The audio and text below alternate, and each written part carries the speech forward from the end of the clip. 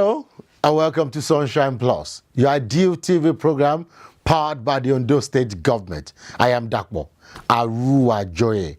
In a few weeks' time, the governor of Ondo State, ARAKUNRIN Oluwarotimi Akeredolu'S SAN, will be 2 years in office.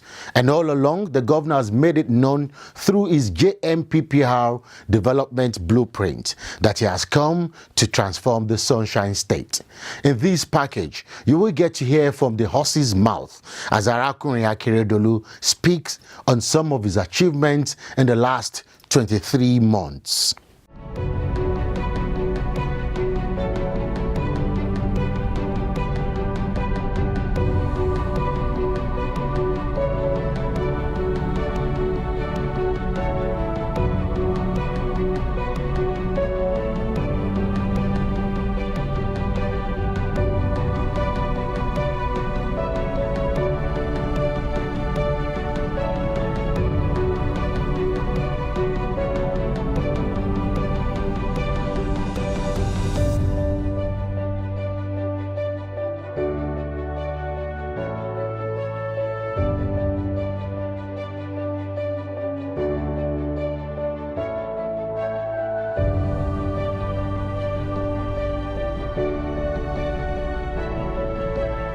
A lot has been done. If you see what job creation, the first thing there is through agriculture.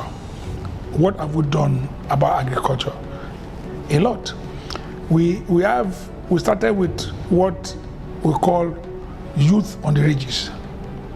That is a project targeting about 18,000 youth that we want to turn to agripreneurs. We have recruited quite a number of them. Right? I think the first 2,000, I'm sure about first 2,000 of them who started, they are now into one or two agri business. Some farming, some into other things. You know, the value chain is all being explored and all being used. Now, when you talk about that, we also have the Ore farm settlement. We have the Duani, where you have Leventis. We have made we have agreement with some Israeli farms, and by now they're supposed to be there to start training our youth in agri business and also establish greenhouses and other normal form of agriculture other than greenhouse. So they are coming with improved seedlings on many other things that they want to do. Now, we also are talking with a farm in Netherlands who have requested for about 6 hectares of land for greenhouses to grow vegetables in Ondo State, so that we become the vegetable city for this country. So what we are doing in agri is there. It's part of what we said, job creation.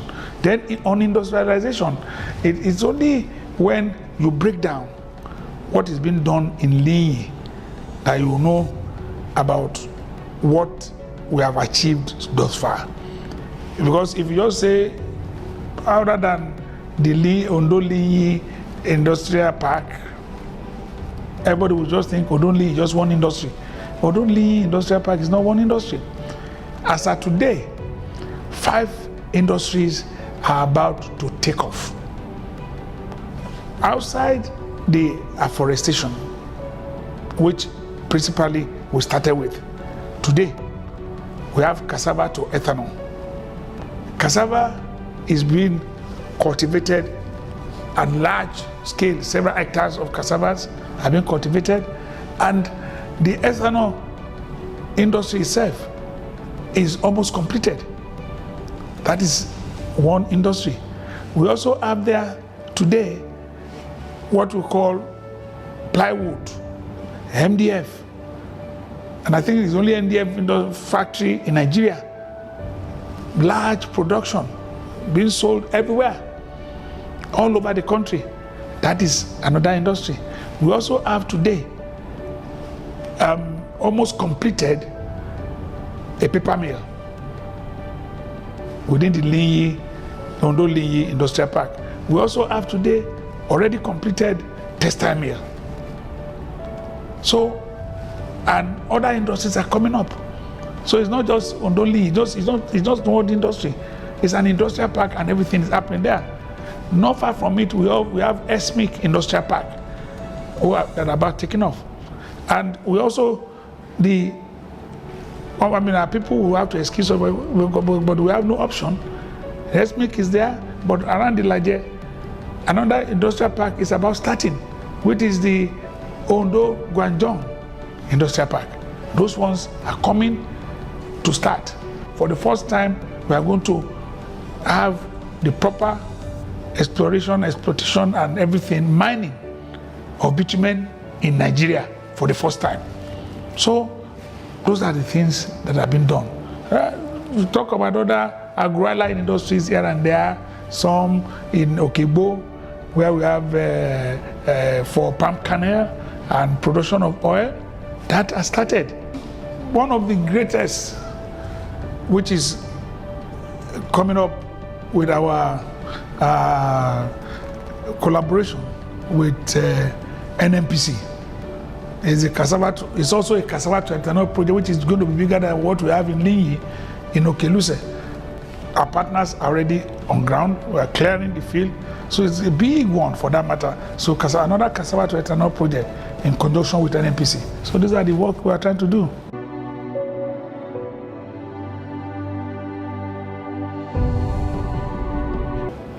As you can see, go around the state, go and see the roads we have done. And we can make boast of it. No other government has done the kilometers of road we have done in 2 years, ever.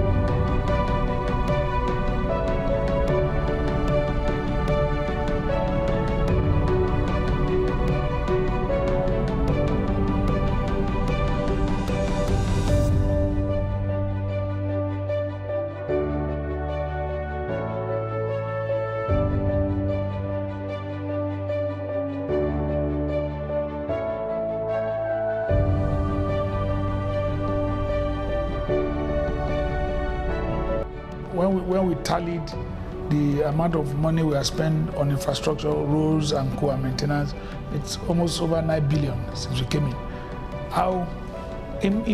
To me, it appears that if one approaches this issue of governance with a measure of frugality, you can get a number of other things done, because we have spent this money on other things. So we don't give any contractual advance payment. You want to work for us? We'll show you. We give you the contract. You go, no advance payment, mobilization, whichever one we want to call it. So we don't pay you. You go and start the work. By the time you have reached about 30%, you bring your certificate. By that time, we'll have been looking for money, putting it together for you. We'll start paying you. And at the end of the day, we commissioned a number of roads in our first year. By the time we are commissioning, we have paid them all the money. So it takes time to pay them. They start the work. As our work is going, it's not because we are paid, but you can see the work going. So maybe that's probably one of the things that have assisted us. Maybe because with that, we have enough time to plan, to save towards paying for whatever job we are awarded to do, since we don't have to give mobilization or advance payment. And that's why people go out and say, look, when we see the road you are doing on those states, we look at your drains, we look at the quality of road, is high. Because we tell them what the quality is.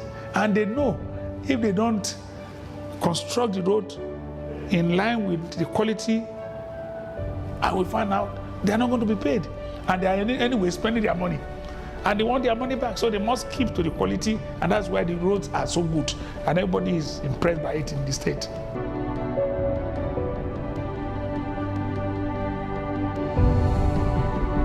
But when we came in, we realized that a number of our mega schools we met on ground, we did not have students there. Some have not even been occupied at all. It appears to us that it was looking a little bit elitist. And when we sat down from our meetings, I came up with the idea that, look, why don't we refurbish and renovate most of these existing schools? And from there, at least, be more impactful, and it will touch so many communities. Mega schools are not in every town. They are just few towns. So, and most of the schools in most of the communities are already down, dilapidated schools. So, we find out that, look, maybe one of the ways we can resuscitate these schools is to be sure that we cash in on superb. That is bad at the federal level. And we realized that, look, in the past 4 years, we are not even participated in it at all. Why? I don't know. So we had to go. We went and borrow. Yes, which is true, because we know we will pay back with time. We had to borrow money, pay our own counterpart fund. And we now got the UBEC money coming to Subeb, and we had over 7 billion. I know it's over 17 billion, everything in total. So the over 7 billion we plow back to this renovation and refurbishment of schools. And by the grace of God, today we are repairing schools. Over 700 schools. And it's for me, when I listen to some people, like if I talk about the Imam of Akure here, when I listen to him, he gave a pictorial of what befell some of our schools. He said, before I came, the Muslim school in Akure here was no longer existing. The students and everything, population came almost as low as 30, the whole Muslim school, primary school. But that when we came, the mud houses that existed and broke them down, built new classrooms, the ones that are good, refurbished them, repainted them, put borehole, put toilet, have solar for light in the classrooms and That, to a surprise, as at today, the population has risen beyond 120. They are growing. People have returned back to school. And this has happened everywhere. It's not an easy thing for a state to run 4 tertiary institutions. You have AAU in Akungba, we have Polytechnic in Owo, we have Unimed in Ondo, we have Osustek in Okitupa. There are many. We are spread thin. But we sat down for many reasons. For many reasons. It appears that we still have to continue with them.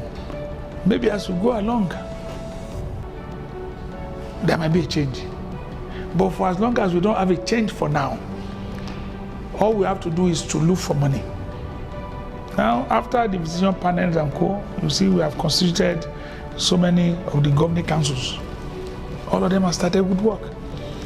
Polytechnic, for some time, it was a riotous place in Rufus Giwa. Today, they are almost stabilized. Very soon, We are going to give them intervention funds. One, like in Retrospect, to complete some of the buildings that have been there for long. I mean, when the governing council came and when the chairman of the governing council said to me that their own description of their university is that it's a museum of uncompleted projects. So many of them are there. So we want to see that we can change it, so that at least some of the courses are accredited and students will feel proud to be there. So I believe that things are changing. Yes, Akumba is almost sure-footed because it's been long. Polytechnic was almost sure-footed, is long. Unimed and also Tech are areas we have to fight. Unimed is almost there. Also Tech is still a bit down. So we are these funds, but we are encouraged that look, things are getting better.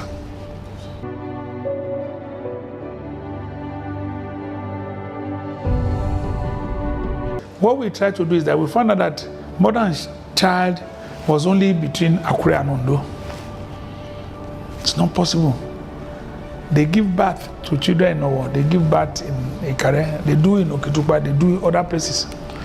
And further, look, let's have it on senatorial basis. At least 2-2 in each senatorial district. Pick in Ikare, pick in Owo for North. Akure Ondo remains for Central. Look, Okitupa, and I think it's Bokoda, there in the south, and make it a modern child hospital.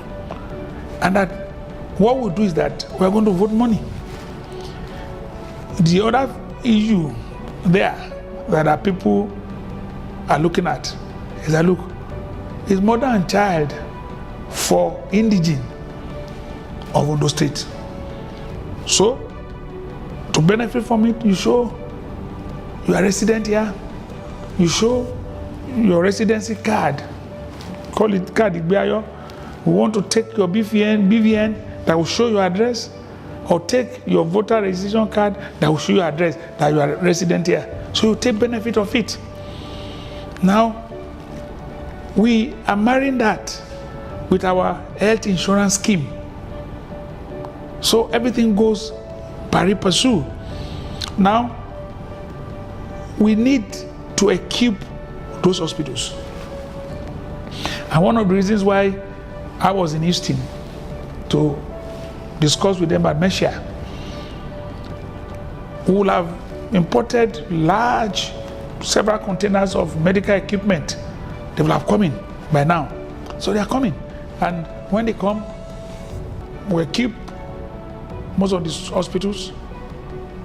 The one in the general hospital that's been built in a form will have its own share, and all the modern child areas and go, we have to improve on them, put in more beds, put in more medical equipment and facilities there.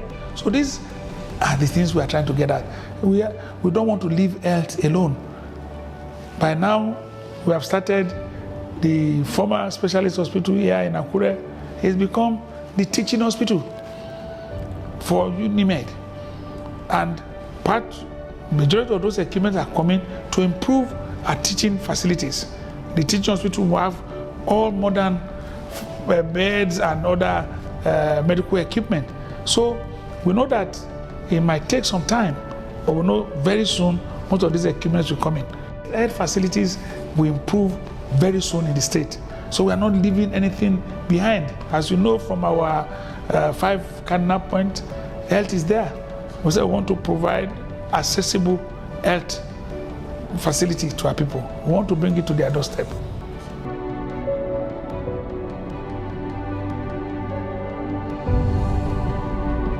We came in, people that were spread of waterborne disease here and there, people don't have water.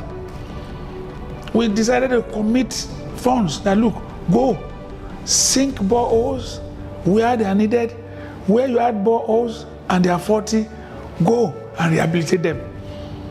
And counting, and I must appreciate the Federal Ministry of Water Resources who have come up to say, look, Ondo State is a showcase to the country. We have today repaired close to 700 boreholes all over, and we have only just covered about 8. We are on the 9th local government, and we'll go to all local government. We are going to do it.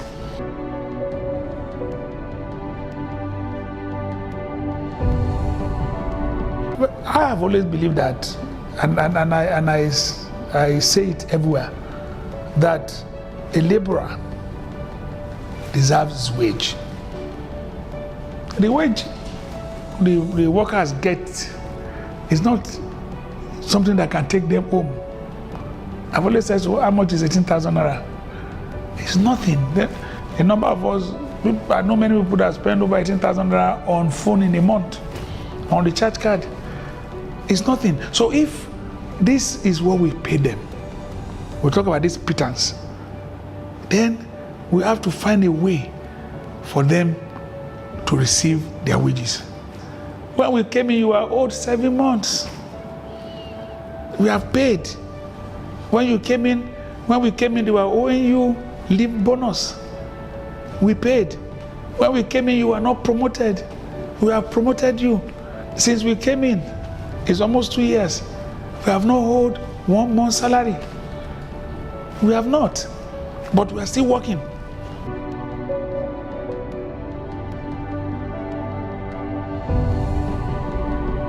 Well, security is key in everything we do, because a lot of investors or industrialists, they get scared readily if you have one breach of security in any circumstance. So we know, we want to assure them that, look, this is a safe state. And all of us know, relatively, nobody can guarantee totally, that 100% that anywhere in the world is secured, not even in America. But we can say that, when you look at it relatively, Ondo State is safe. And if you're coming to Ondo State, just feel free and know that you don't have to have any fear. More so, you are going to come by air. By the time you get into Ondo State, get to the airport in Akure, anywhere you want to go in within Ondo State is free.